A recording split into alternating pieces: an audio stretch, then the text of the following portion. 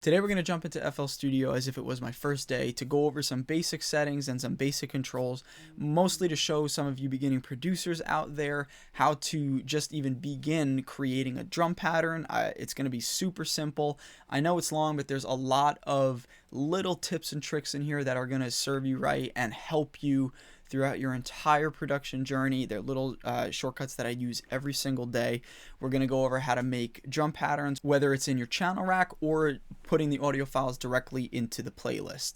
We're also going to go over some basic audio settings and showing you how to make your audio files snap to the grid. This is going to be an introduction to FL Studio if you're new to music production and just new to music in general. When I first started, I had no idea how to make a drum beat. I had no idea what things like quantizing are and trying to get clips into the playlist and audio files versus MIDI. I was lost. So I'm going to try and really strip it down as if this was my first day on FL Studio and try and fix all the different things that I encountered that just I struggled with, like little things that I didn't know how to fix.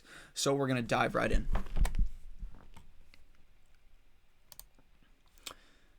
Alright, so I'm going to close down FL Studio here and we're going to open it up from a fresh slate. So first things first, it doesn't matter if your screen looks like this or not. A couple of basic features that are the first things that you should know about is number one, you want to go to your options and your audio settings.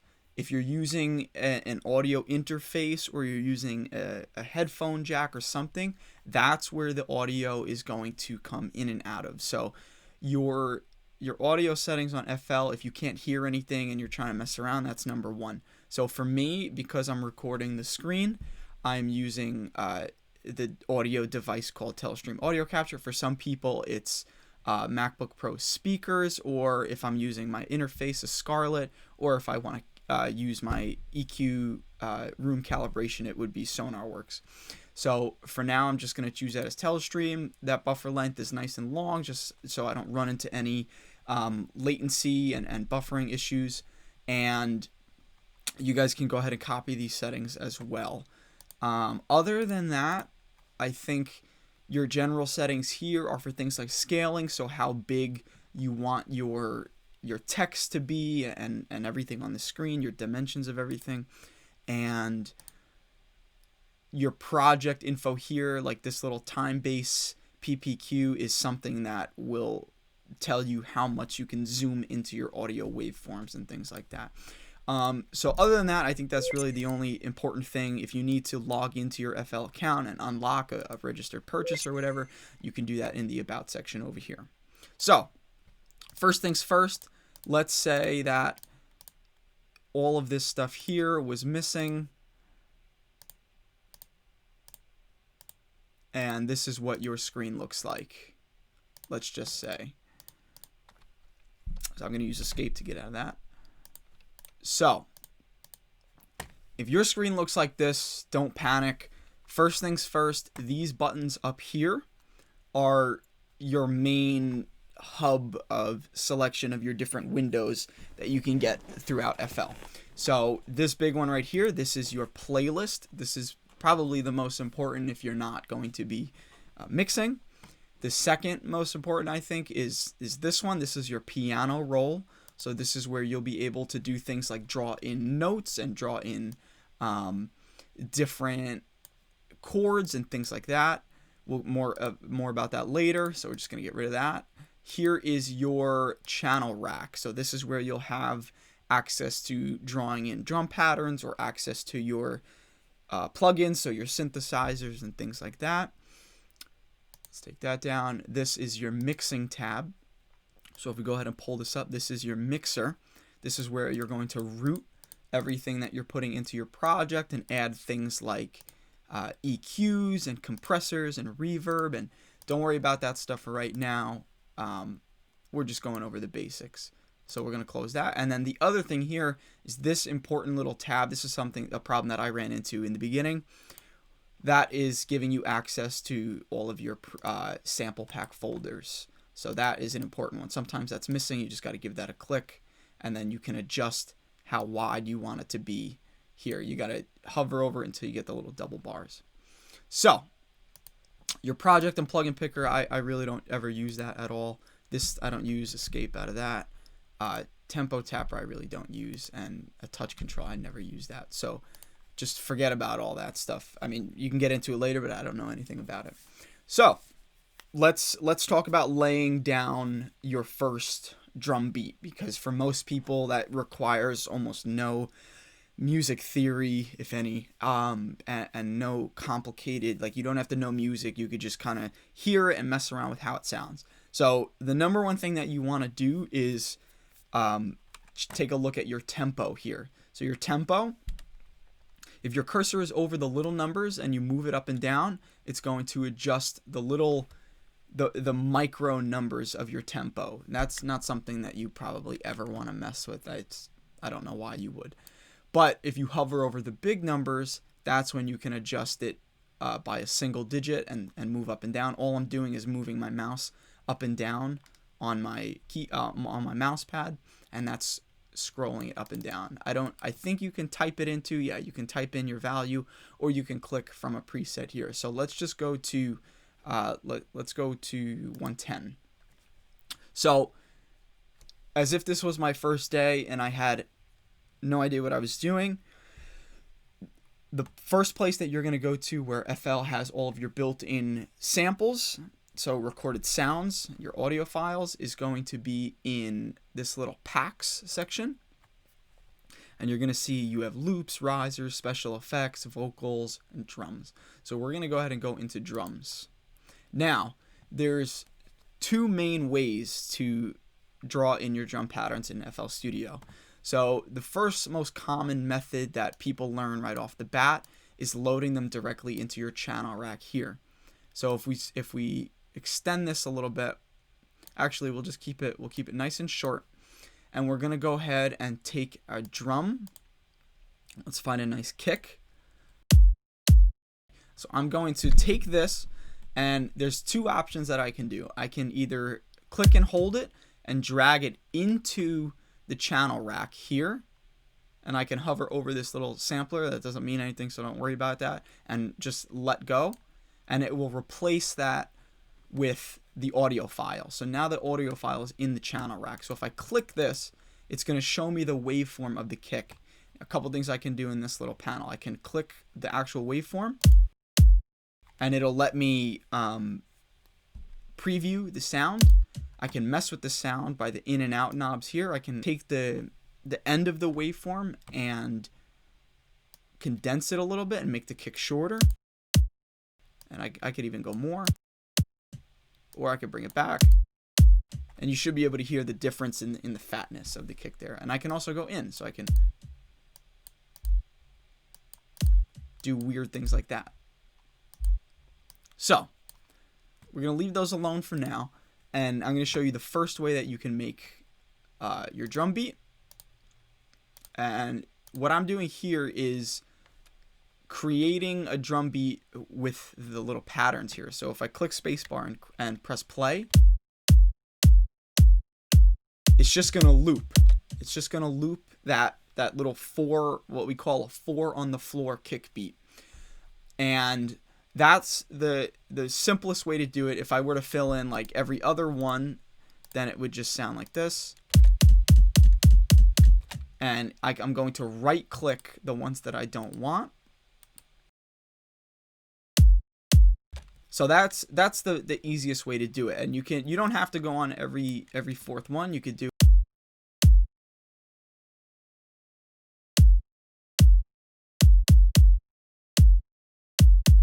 So you can mess around and kind of get a feel for what drum patterns sound like, and try and listen to past songs that you've listened to, and how do those drum beats go. Maybe it's not a 4 on the floor kick, maybe it's got a unique rhythm to it.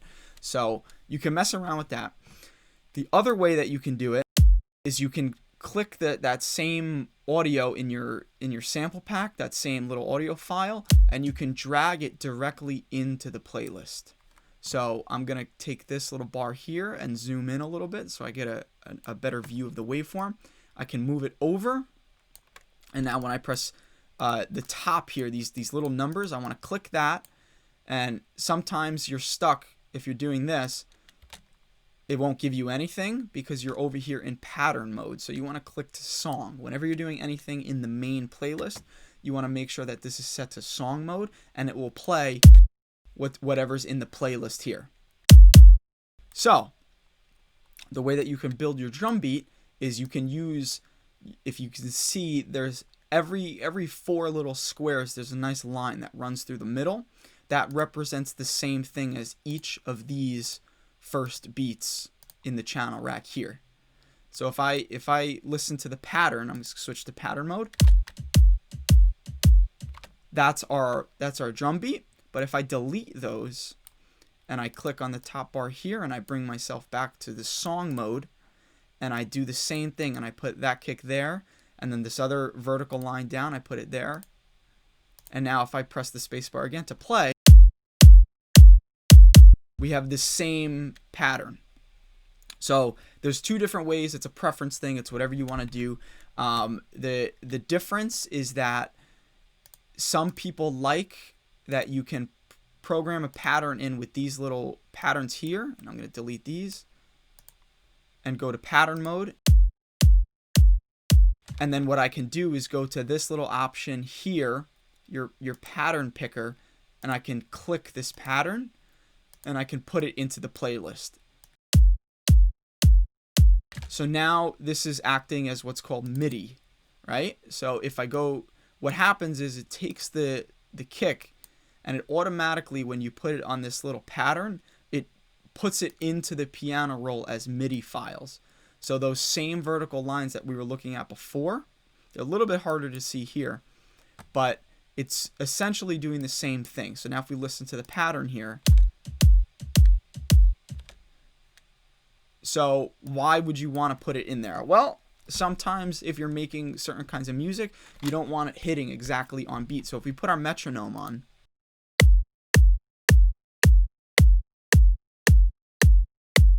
that's telling us that each drum beat is right on tempo at 110 beats per minute. So if this would keep going for a minute, we would go 1, 2, 3, 4, all the way to 60, which 60 seconds in a minute, and that would give us 110 of those beats in 1 minute. So a reason why that you would want to put the MIDI files of that little drum into the piano roll is if you wanted to, say, adjust it a little bit, and I'm gonna take the pattern or the little MIDI file here, I'm going to move it over a couple of bars or a couple of little beats here, steps, and if I press play now,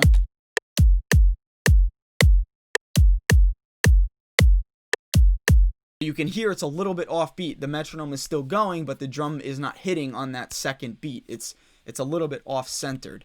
So few reasons why you would do that, but we're not going to worry about that right now. That's more for later production when you're getting into advanced rhythms, so we want to stick with the basics. So for now, just for demonstration, now that I've gone over that, that applies to any sound that you want. You can even take a little vocal, like a little hey or something like that. Let's see. Hey, hey. So a little hey, and I can take that and put it into this channel rack too. And now if I right click and I go to piano roll, now Hey, hey, hey, hey, hey, hey, hey. I have all different pitches of that vocal chop. So that comes in handy if I want to make a rhythm.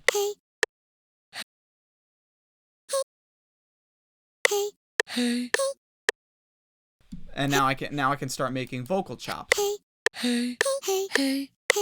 So that's a way that you can get creative and use vocals as an instrument, and that's vocal chops. You'll learn that later on down the line. But let's just stick with the basics and let's create our first drum beat. So for me, I prefer to put it directly into the playlist as I feel that it gives me a little bit more control, and I like to see everything where it is. It's just my preference. It does not matter what you want to do. If you want to throw it, and you can even right click here and fill each 4 steps. And if you wanted to go back to pattern and do that, that's totally fine. We're going to turn off the metronome So it doesn't matter, but for demonstration purposes, I'm going to take that kick and I'm just going to put it right into the playlist. That's because that's how I like to do it. So now what I want to do is find another sound. So when you think about a drum set, you have the kick on the floor where somebody's using their foot, and that mallet is hitting that really big drum that's on the floor, that big circle. That's the kick drum on the floor because you're almost kicking it with your foot. And then you have the things on the front, the big circle drums that are more up on kind of like a tripod that you hit with your drumsticks. Those are like the toms, and then you have your snares, and then you have your hi-hats and your cymbals and things like that. So when you look at a drummer, their hands are all over the place because they're filling all of these little pockets in time with different sounds to create a rhythm. So that's essentially what you're doing, but digitally. So it'll take a little bit to understand what kind of rhythm works well for what application and things like that. But for right now, let's just keep it simple, and we're going to keep a 4 on the floor. The way I just did that was, by the way, is you can hold Command and drag and select a sample. And then if you hover over it to where you get the 4 corners, it kind of looks like a compass. It's your directional little cursor. And then I press Shift and then click and hold, and I can drag it over to the side. That's super helpful. Now, if you don't want to waste time clicking and putting in your audio file one by one, you can hold Command and select everything, and then go on the first one, hold down Shift and drag it over, and now you can exponentially start building your drum rack or your drum rhythm, whatever you want to call it, exponentially by just doubling and doubling. So for now, we'll just keep it to 9 bars or 8 bars, and this is what we have. So the first things first that I want to do is I want to select any one. It doesn't matter because they're all the same. Now here's a little tip. If you select one and you adjust the out, it's going to affect each one. Okay, so if I select in, take a look at all of the different waveforms. You see how they all move? They're all connected because it's the system is saying that it's the same audio file. So if you adjust one, you're going to adjust all. Now, let's say you just wanted to make the first one a little bit short. You can do that and not affect the others by zooming in, and there's a little tab right here in the corner. And if you click that, you get a nice little preview menu here, and you can click Make Unique. And when you make it unique, it turns it into a different one. So we have number 2 and number 3, and then number 2 and number 2. I guess number 1 was the one that we used in the pattern, so this one automatically called itself a different name. So now this one, this kick that's labeled number 2, is different from number 3, and then it goes back to the same number 2. So if I adjust number 2 and I trim it, now that number 3 is not affected, but everything else is. So just keep that in mind when you want to change a sample. Just if you want every other sample to be changed, then that's fine. But if you only want that one specific sample in that specific beat to be differentiated from the other one, remember to make it unique. Okay, so part 2. I'm going to just delete all these, and I just want the regular clip. I'm gonna, if you ever want to delete an audio sample, you can right click and just press delete.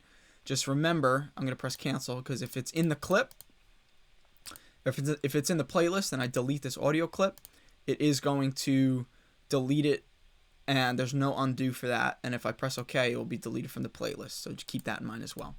So what I'm gonna do is take this, and I'm just going to put it one on every beat.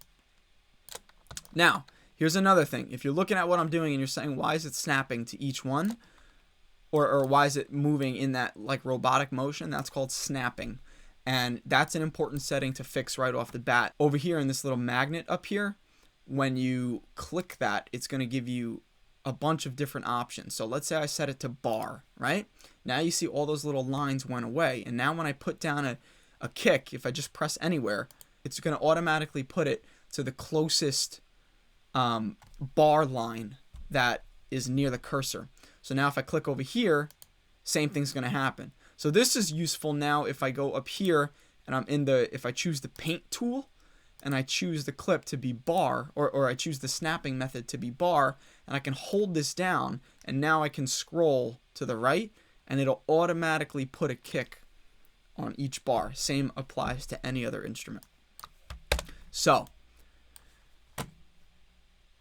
now I'm going to set that to beat. And now, for those of you who don't know or who are a little bit new to music, each beat has 4 bars. So if I wanted to divide a bar into 4 beats, I could put a kick on each beat. 4 beats is 1 bar. So now it would sound like this.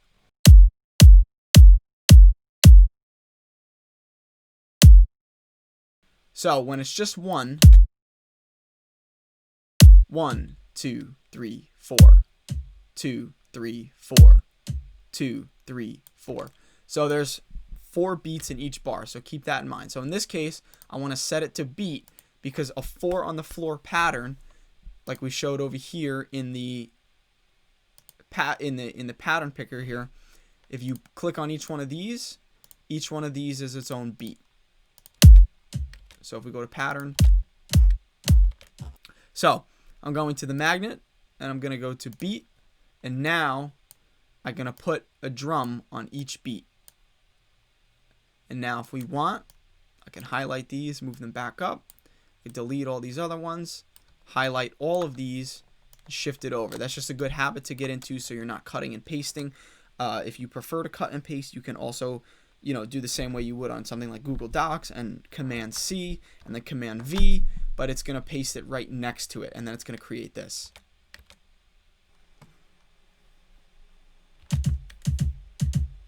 So then it would sound like that. So we're just going to delete all that and put a 4 on the floor. I'm going to copy and paste, holding shift. That's just how I like to do it. Gives me a little more control. And now you have a general idea of how to put in your samples. So if I want to take a cymbal like that, I can put it in on, let's say, every other one, right? And I'm just going to select that, move it over again.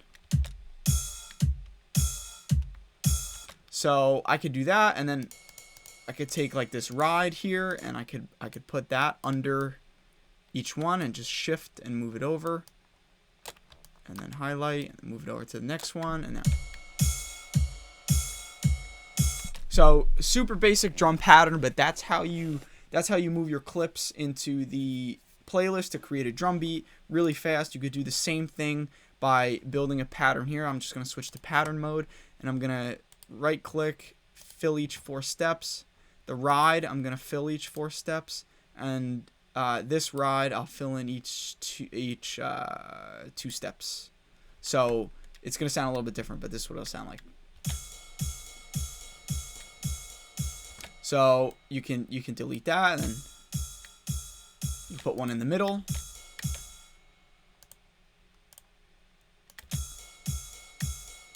So you just gotta mess around and figure out, what patterns work and what don't.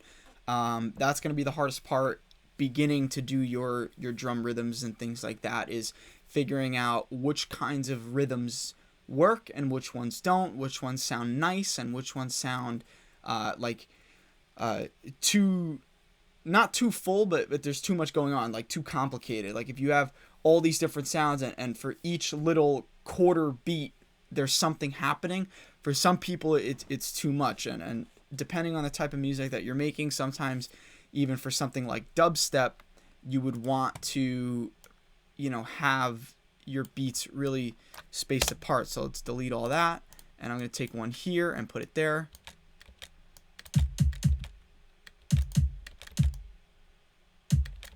And then I'm going to take something like a snare.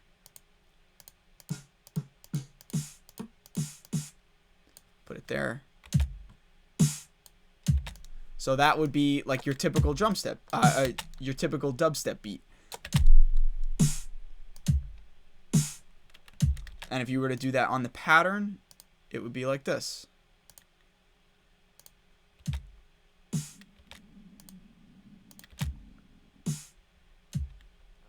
So super spaced out. So it all depends on what you're trying to produce, what genre you're trying to produce, and the way that you want your rhythm to feel. And then once you get more advanced, you can fill in the space around your main drum elements to spice it up. So I'll go over that in the next episode on how to make a more full and I guess a little bit more complicated drum beat while still keeping it simple.